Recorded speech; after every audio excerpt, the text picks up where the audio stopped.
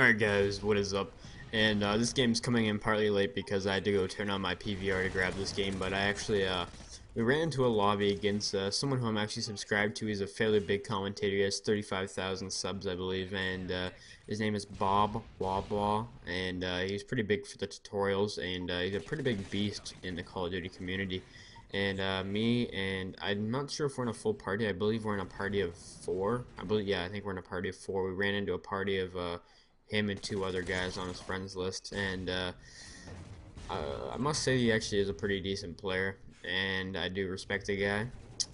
But we're just going toe to toe, us 4 against his like team of 3. But I don't know. I thought it was a cool gameplay to put up, just something different, different than the average, just me destroying a team or something like that. Not trying to sound cocky, but most of the gameplays that people post are, they're good games. So this game was decent, but I just thought it was something different. You guys wouldn't mind it.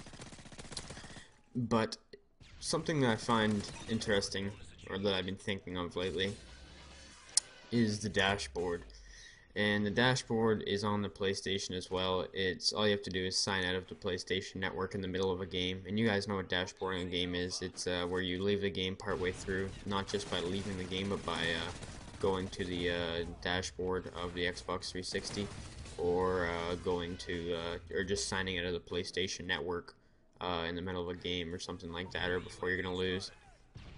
And a lot of people don't really have a problem with it, but I really do, because I base myself on my win-loss, and it's really been bugging me a lot lately. And I hope for Black Ops 2 now. I don't think they'll be able to do this, but they have it done in Halo, which is really cool.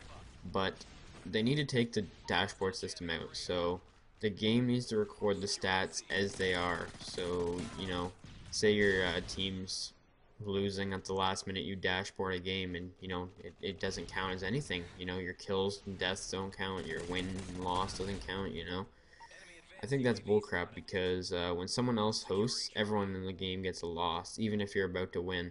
So only the host doesn't record it for like anything, which I think is some pretty retired stuff. Because I was in a game the other day, I believe it was on Underground, and I went about 30, I think I went like 30 kills and like 41 deaths. Probably the worst game I've actually ever had. Well, not really the worst. I was playing the objective like crazy. We're going against this party of 6, and we were in a party of 6, and man, it was a really close game. I was running my support class, my tryhard tac insert class, and it was just complete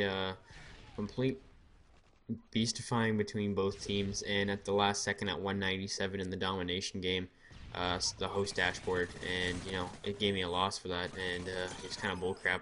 And you guys can see right here, my friend Dempsey, who by the way is a beast. He drops a MOAB on Boblawblaw and on his squad, which is kind of impressive. I'm not trying to take a shot at Bob or anything like that. He's a pretty good player, clearly. But that's why I'm saying, you guys can see he left the game, didn't dashboard, he just left the game normally. And that's why I have respect for someone like that, who just leaves the game, not dashboarding. Now, that's what I want to kind of cover for this commentary. I don't know, I just think it's kind of bullcrap. What do you guys think about it? You always see people dashboarding when you're doing good. It's always, it can never be when you're doing bad. It's always when you're like doing good. It's because the other team gets fed up with you and they dashboard, which is kind of silly if you ask me. But I like to give a shout out to Dempsey. I don't know if he even watches my videos, but he actually we ran into 2 different YouTubers, or 3 different YouTubers in 3 different days, or in 2 different days. Sorry. Yesterday we ran into Bob, and we actually dropped a MOAB on him. And at the end of the game, I actually sent him a message just saying good game, and I respect you, and I'm a sub. And that's all I said to him. He didn't reply back. Clearly, well, obviously he's a big YouTube commentator. They don't have time for small people, right?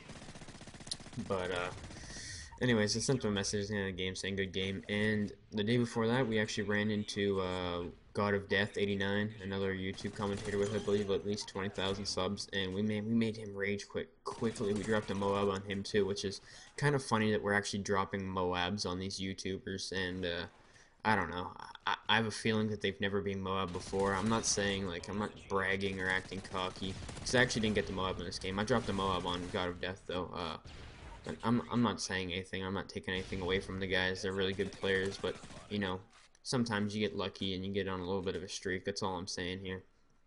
And earlier that day we ran into Optic Merc and another Optic, and they actually were the real Optics, and they were actually trying pretty hard, and we beat them on Arcadin too. But I just thought it was kind of cool that we actually faced 3 different YouTubers. What's the odds that I got into a lobby with 3 different YouTubers?